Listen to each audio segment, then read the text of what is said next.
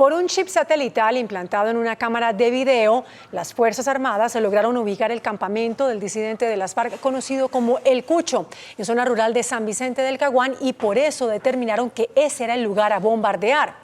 CMI visitó la zona.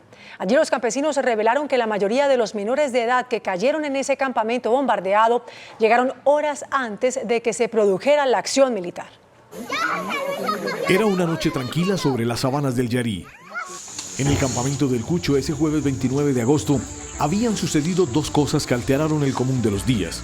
Varios niños llegaron esa tarde como hacia las 5 y unas horas antes, una cámara de video, esperada con ansia por Patricia, la socia del Cucho, por fin estaba en sus manos.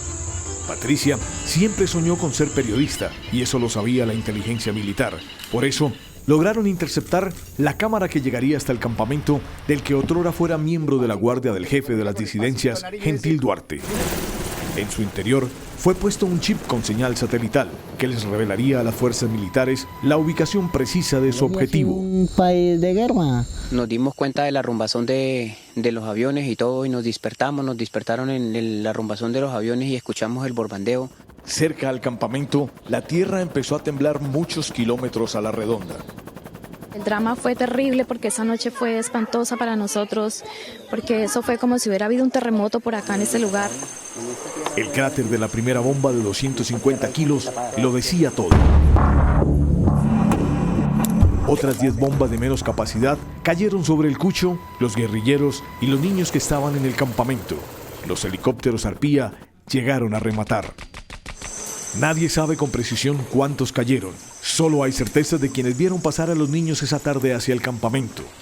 Nosotros no tenemos cifras exactas de cuántas personas y cuántos niños, sobre todo, que era lo que había más que todo allí, cuántos niños, pero nosotros creemos que habían más de 20 personas y entre ellos la mayoría eran niños. Los paramilitares, bandas El Cucho criminales había caído y con él todos los niños que habían llegado a su campamento.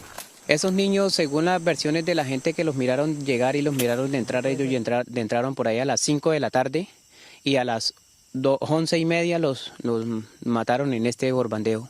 Esa fue la historia de John Edison Pinzón, un niño de 15 años y sobrino de don José. Él estaba más o menos a la hora de las 5 de la tarde y le dijo a mi hermana, la mamá de él, le dijo que él se iba a donde la vecina a traer un celular que lo tenía allá.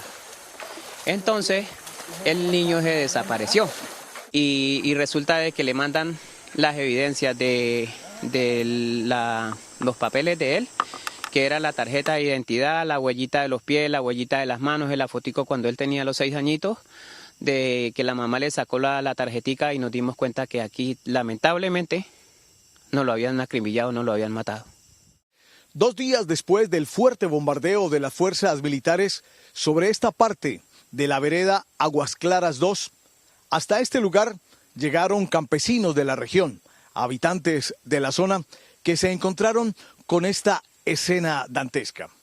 Una escena en la que, según relatan, encontraron desde partes de restos humanos, pistolas y artefactos explosivos. Don José fue uno de los primeros en llegar al lugar. Ese ataúd donde lo trajo la funeraria, estaba sellado, no lo pudimos destapar, no pudimos mirar, lo enterramos, no supimos prácticamente si era él o no era él, solamente que en los papeles decía que era él. Una historia similar vive doña Amparo. Su hijo de 24 años había decidido ingresar a las filas de las FARC. Formaba parte de los guerrilleros que andaban con alias El Cucho. 2 meses y medio después, doña Amparo no tiene la certeza de qué pasó con su hijo. Pues que está desaparecido desde el bombardeo, que no se sabe qué. Nadie da noticias, nadie sabe a ciencia cierta si sus restos fueron sacados de la escena del crimen o aún están allí bajo los escombros. En la zona aún hay partes de restos de los abatidos, como este fémur que permanece abandonado en el mismo campamento.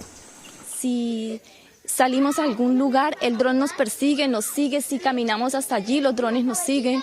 Si por cualquier cosa tenemos miedo, no dormimos en paz, ya no podemos mandar ni los niños a la escuela. Como se suele decir, en la guerra la primera víctima es la verdad. Aquí no es la excepción. Tras el ocultamiento por parte de las fuerzas militares de lo que había pasado durante el bombardeo, no se sabe con certeza cuántos niños murieron bajo las bombas. Para los analistas, quedan más preguntas que respuestas.